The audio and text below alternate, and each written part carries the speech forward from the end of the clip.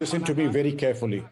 This is always a very challenging job, but the Indian police system and the interrogators have an expertise in extracting and ferreting sensitive information over a period of time without, and as I repeat, without using third degree, only as per within the ambit of law. Under these circumstances, you see there are scientific tools to investigation like the polygraph test, the lie detector test, the narco analysis, and other corroborative evidence that are matched on the basis of the confessions made, like recovery of weapons, recovery of financial trails, and the funding. He invested $20 million, that translates into 200 crore Pakistani rupees in USA to pay. Certainly no pensioner. We have a general on board and I'm a retired DGP. It is unthinkable that any one of us can possibly have even 5 crores to pay to a lawyer. Where did this money come from? How did it finance it? How was he able to manage to open an office in Taradev in Mumbai, and that to First World Immigration Center? These are the questions. And who facilitated him? Who facilitated the movement of David Coleman? Headley agreed that he was a support system to Tahawwur Rana, but somebody did facilitate, and that's systems, and these things will have to be pieced together like various small and big pieces of a jigsaw puzzle, added together so that the larger picture comes out.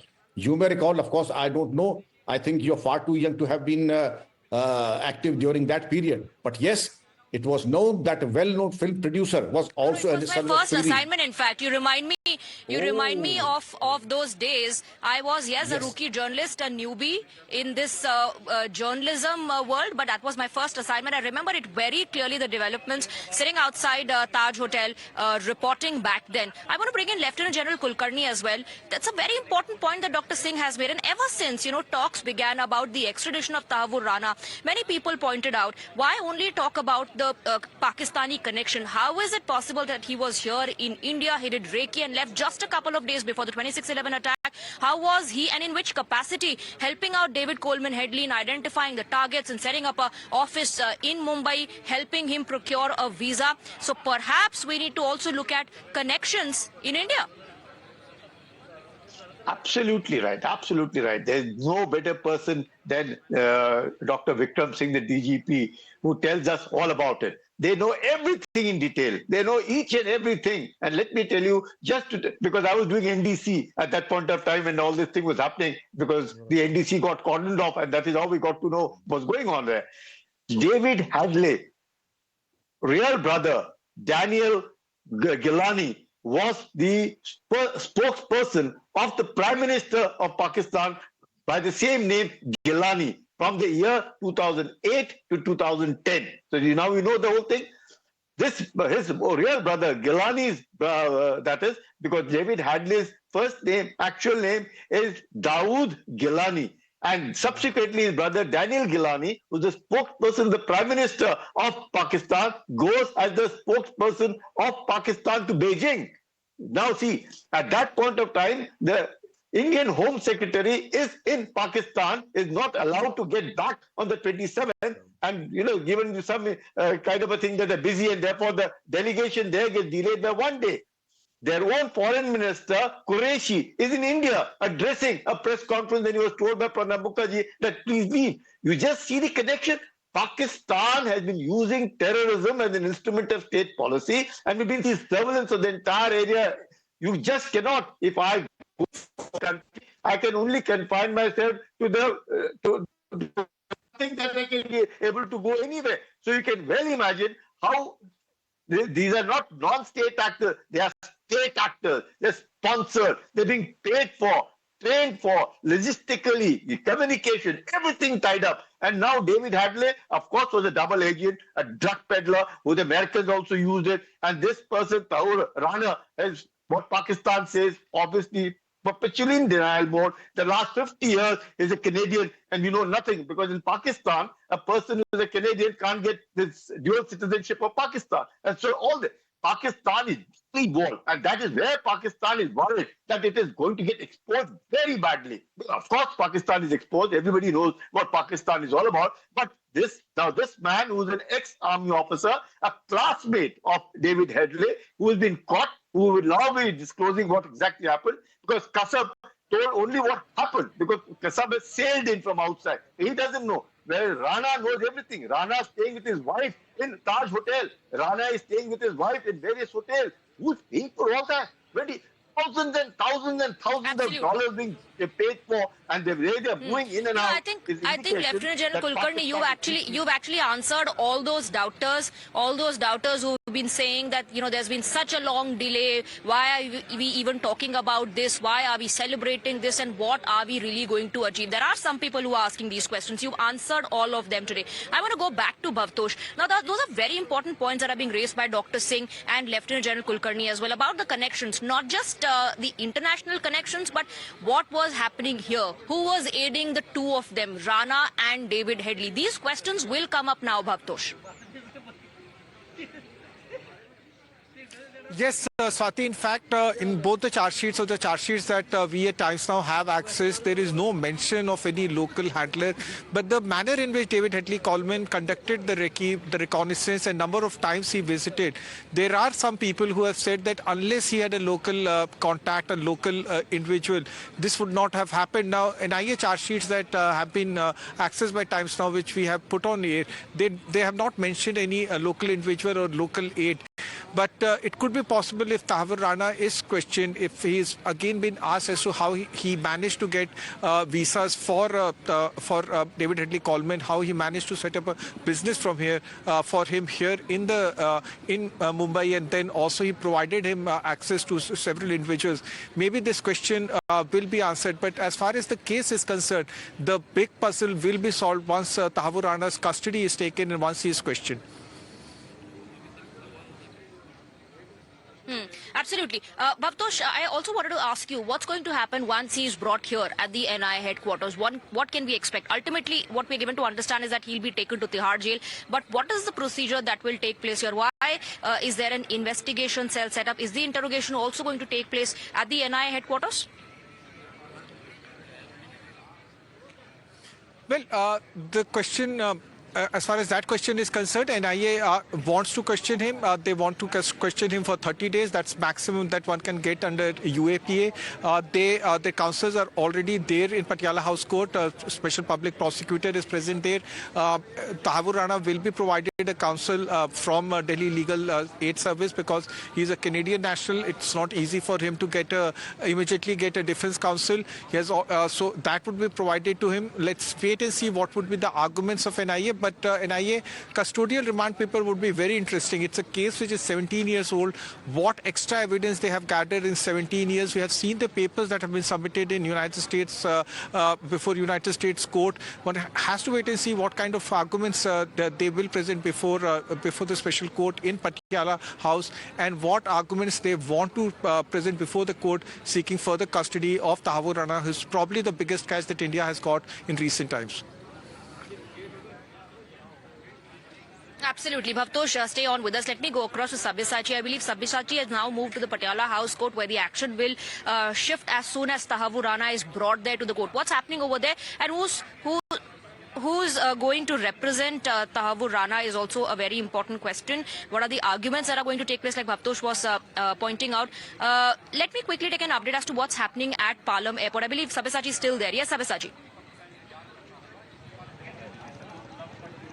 Well, that's right. We are reporting still from the Palam Airport at around 8 p.m. is the time. When the convoy taking Tahawwur Rana is expected to come out. Now, earlier we had seen that there has been security present. The Delhi police team is still present. Meanwhile, there are so many gates which are present out here at the Palam Airport. But most likely he would be taken out from this particular gate, which is the main gate of the Palam Airport. From here, he will be heading towards the Patiala House Court. That's what we are picking from the sources. Meanwhile, the Delhi police still is present at the spot. So the time he would be taken out of the Palam Air Base, we would see that the security is being intensified out here. The roads are being blocked. So we are hoping that very soon the Delhi police will stop the vehicular movement out here at Palam Air Base before taking Tahawwur Rana to the Patiala House Court. All right, so let me go across to Dipankar now. Dipankar, Sabha says that at the moment there's no movement at Palam Airport, but the time that happens, then directly the next stop is going to be Patiala House Court, where I believe the preparations have been done. The senior advocate, special public prosecutor have all reached. Who's going to represent Tahawwur Rana?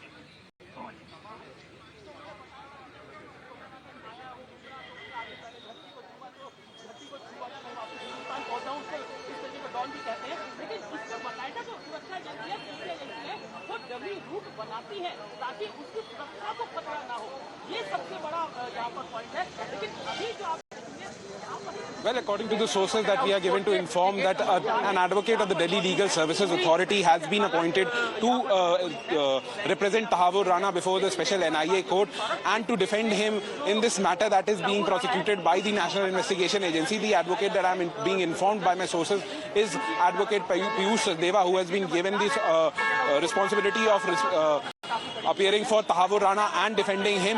However, we are also informed that he is already inside the Patiala House Court, where the securities have tightened and where multiple layers of security have been deployed, and CRPF as well as the Delhi police officials have been deployed. So we'll have to wait and watch as to what happens inside the court, as it will be an in-camera proceeding, and they have also removed everyone inside the Delhi Patiala House Court premises, citing security reasons. As far as we know, that National Investigation Agency matters that have been there, that have been prosecuted forever, have been an in-camera proceeding, but this is unprecedented, where everyone inside the Delhi Patiala House Court has been removed, citing security reasons for Tahawwur Rana to be produced before the National NIA court. And the advocates, the special public prosecutor and the senior advocate, and along with the advocate who has been appointed for Tahawwur Rana, is the only person who is available inside the Delhi Patiala House Court, and we'll have to wait and watch as to what happens, what arguments are made before the NIA court in order to prosecute Tahawwur Rana, and how much would they be taking, how much custody would the NIA be taking of Tahawwur Rana, and whether the custody that will be granted to Tahawwur Rana will be the complete 30 days, or will it be taken in parts, as there are provisions where part custody may be taken. A provision of 30 days is there, but the National Investigation Agency may also ask for 15 days custody and then again ask for 15 days custody. So we'll have to wait and watch as to what arguments are made and what are the prayers made before the NIA court. But yet Tahawwur Rana is to reach before this court. For that, and we'll come back to you, Dipankar. Stay on with us. Meanwhile, let me go back to our guests, and I want to come to you, Dr. Singh. As we look at the road ahead, what's going to happen next is what we are discussing in terms of procedures that are going to be followed, in terms of the interrogation that will take place, in terms of what is the information that is going to come out from all of this. We also need to look back and especially mention, Dr. Singh, about the supreme sacrifice that was given by our braves, and Tukaram Omble. Tukaram Omble's sacrifice and his valor needs to be talked about today, because he was the one who held the barrel of Ajmal Kasab's gun as he kept on firing indiscriminately, and it was because of Tukaram Omble, his supreme sacrifice, that Ajmal Kasab was caught alive, and we got to know about the terrorist, about the country that he comes from, and the larger nexus. Well, you were a part of the nightmare that the nation experienced on that day, and for a few subsequent many hours. That was a nightmare best that could have been prevented also. But saluting the valor of each and every casualty of the forces and the armed forces, their valor is second to none, and the entire nation in gratitude salutes them. You mentioned Tukaram ji, late Tukaram ji, and the manner in which he disarmed Ajmal Kasab when he got out of the Skoda and pumped the entire magazine of his AK-56 into him on his chest. In spite of this, he held on, and indeed the supreme sacrifice that he gave, and the rest is history. But for that act of valor, Pakistan would have said that because he was wearing a wristband that was yellow and red in color, the Kalawa, everybody, and he had a Hindu identity papers claiming that he was a student from Bengaluru. Well, it would have been something that would have been an absolute disaster. Well, that was not to be. And thanks to the valor of Tukaram ji, all the more reason that the nation should salute and be in a grateful nation to salute him. And it is not just Captain Unni Krishnan and all those who lost their lives in the cause of duty. Well, a grateful nation salutes them today. But to the voluminous paperwork, the voluminous evidence that we have, the intercepts and also the wireless intercepts, they all need to be collected, collated, and so that they closely intertwine each other and the larger picture emerges thereafter. The financial things and other things that, of course, would be relevant. The case diaries would have it all, but they're absolutely in secret. General Kulkarni sir had mentioned, because it is on record that David Coleman Headley wanted to attack the NDC officers, and they said, you get brigadiers and generals by one each, we will get them by the dozen when we attack them. It is a matter of tremendous satisfaction, and we thank God for it, that our think tank and the top army officers were saved of the tragedy, and the nation emerged much stronger thereafter. But all these things, these intercepts and the various things that are available through our sister agencies, things that are available with all the intelligence agencies, we have a database, and that database will come in very handy in the interrogation, follow-up, and repeat follow-up, subsequent interrogation, custodial interrogation, and then also subjected to polygraph test and the narco analysis as per the ambit of law. Because narco analysis will happen only with the consent of the person being interrogated. But the lie detector test and other tests can follow without the consent of the accused. In this case, since there is voluminous data that has to be sieved through, and all the actionable parts have to be taken account, and also the confessions that have come about, these things will have to be understood. You may recall that immediately afterwards, when David Coleman Headley was moving around, there was an important personality who took him around for sightseeing and made him a member of a very exclusive gym. Well, what were the circumstances and what were the compulsions under which you chose to help an enemy of the nation to become a member of the... Those things will have to be exhumed now. And again, there was a cover for, even before Tahawwur Rana has landed in India, there is a very ugly attempt to give cover fire to him, in the sense that there should be a free and transparent trial. Did we not give a free and transparent trial to Ajmal Kasab? What are the compulsions that you seem to be covering fire? I think you should have kept quiet rather than raise fingers at the nation and at the NIA, which is that's unfortunate. There are those who are still raising suspicion and doubts. There are those who are also questioning why the celebration, why are we looking at this as a big deal. Then there are statements made like, you know, as if we've got a complete exemption from the reciprocal tariff. Are we celebrating it that way? Before I come to you, Lieutenant General Kulkarni, I quickly want to go across to Rishabh to know what's happening at the Palam airport. Like we were discussing earlier, Rishabh, do you believe that there's going to be a movement in a very discreet manner that we will not get to know of?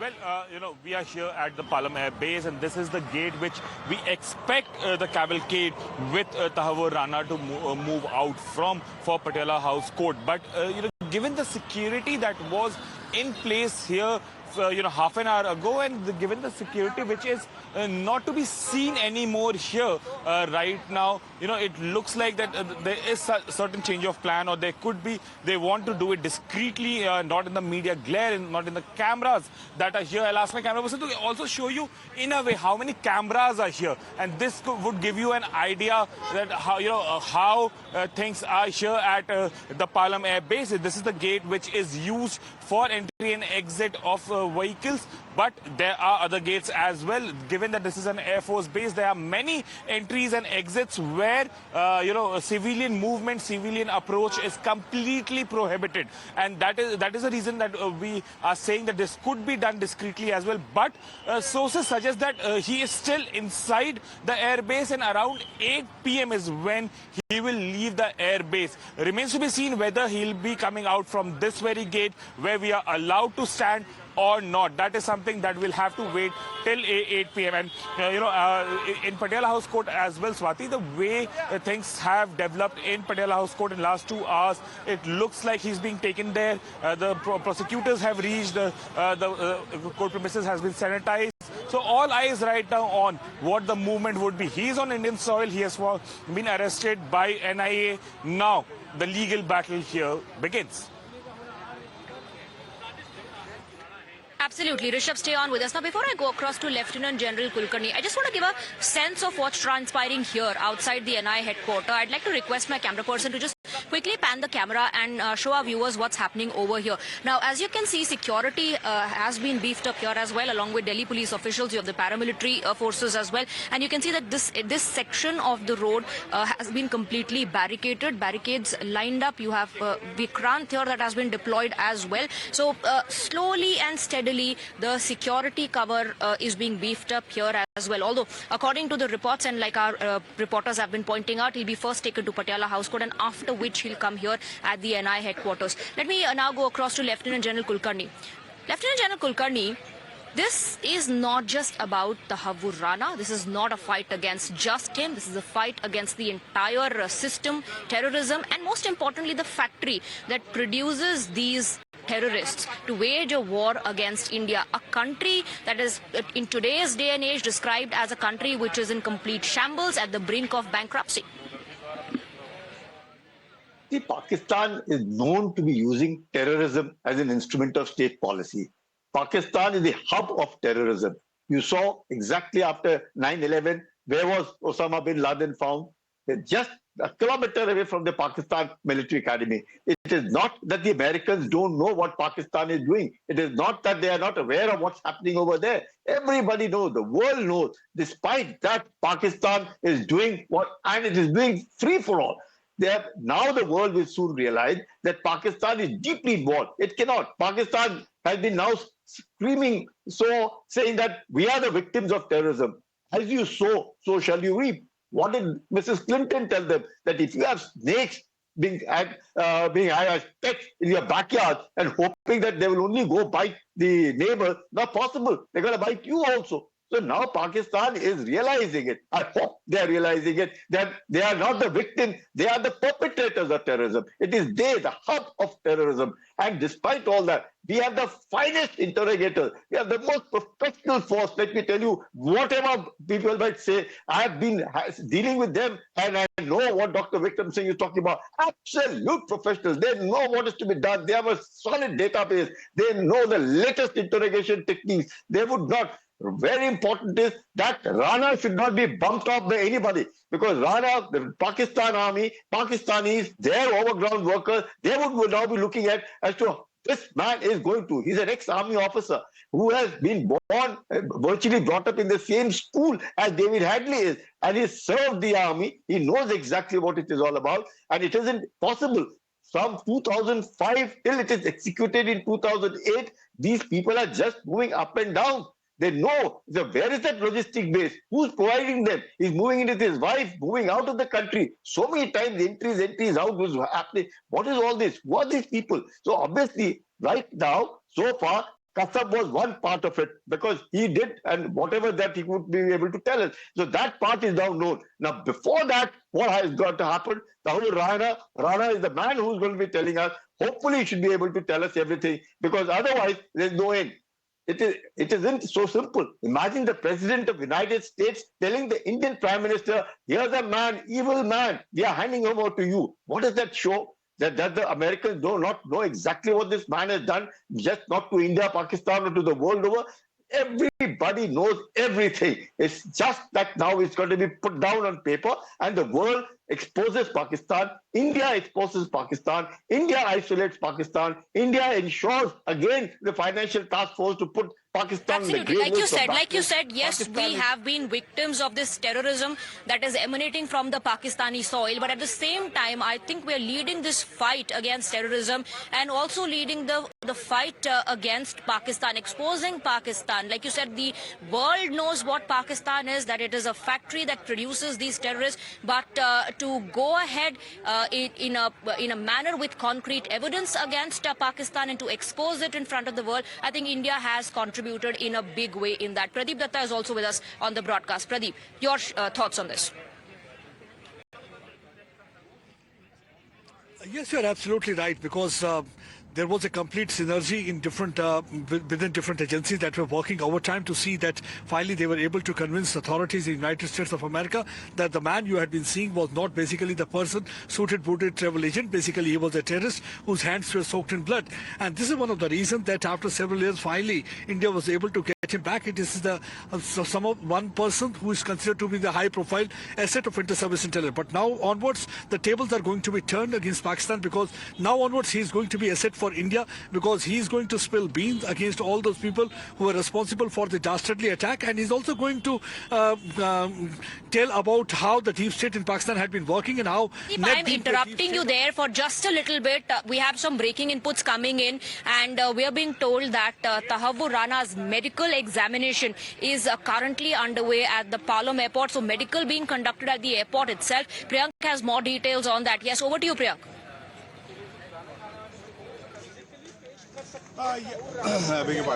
Yes, Swati, what we are getting to know that the medical test has already been conducted at IGA airport, at the Palam Technical Airport, and Tahawwur Rana will be taken out from the Palam Technical area around 8 p.m. The NIA officials from the headquarters are also trying to be in touch with the officers who are there at the Palam Technical Airport, but because of the legal process which is about to be completed at the Palam Technical Airport, the headquarters is yet to get a further update from the Palam Technical Airport. But the breaking input which we can is that since the been conducted at the technical airport, he will be straight away taken to the Patiala House Court, since the official formality for taking the medical legal certificate has already been completed.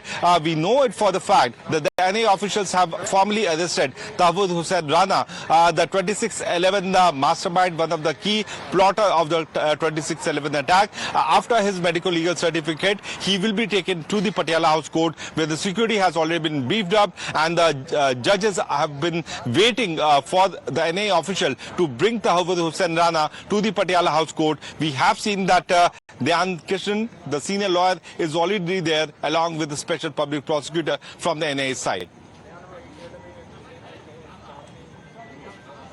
Medical conducted of Tahawwur Rana at Palam airport is what we are given to understand at around 8 p.m. So in the next 5 to 7 minutes, we should see some movement happening there. That's when he will be taken out from the Palam airport is what we are given to understand. At the moment, of course, these are reports coming in. We have Pradeep Datta as well on the broadcast, and I believe we have Dipankar also joining us from the Patiala House Court. So after Palam airport, I want to go across to Dipankar very quickly, because the next stop is Patiala House Court, which is what, roughly about 19 to 20 kilometers, if I'm not wrong, from the Palam airport.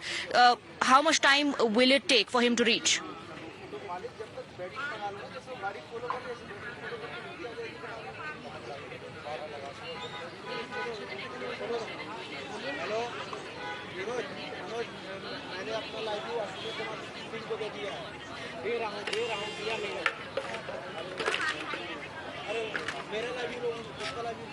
Well, from Palam Airport, the Delhi Patiala House Court is 19 to 20 kilometers, so an expected time of roughly 45 minutes to 50 minutes may be taken by Tahawwur Rana to reach. However, we are told and informed that the roads have been cleared for Tahawwur Rana to reach the Patiala House Court without any hiccups, without any kind of stoppages, so that he may be produced before the National Investigation Agency's special court with as soon as possible after he moves out from the Palam Technical Airport, as the medical legal certificate has been acquired by the NIA, and he has to be now directly produced before the special court at the Delhi Patiala House Court. So he may be expected to be here within a period of 1 hour after he moves out from the Palam Technical Airport, and he may be produced before the National Investigation Agency's special court here at Delhi Patiala House Court, where in anticipation of his arrival, the securities have been tightened. There are multiple number of